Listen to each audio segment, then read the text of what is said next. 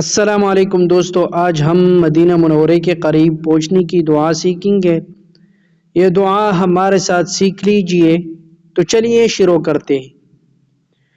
جب سفر مدینہ منورہ کا قصد کرے تو اپنی خیالات اور توجہات کو سرور کائنات صلی اللہ علیہ وسلم کی طرف یکسو کر لیں، اور جتنا مدینہ منورہ سے قریب ہوتا جائے درود شریف کی کثرت کرتا جائے، اور جب مدینہ منورہ کے قریب پہنچ جائے تو یہ دعا پڑھے۔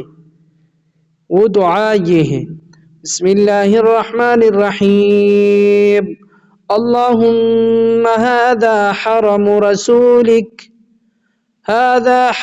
رسولک فاجعل دخولی وقایة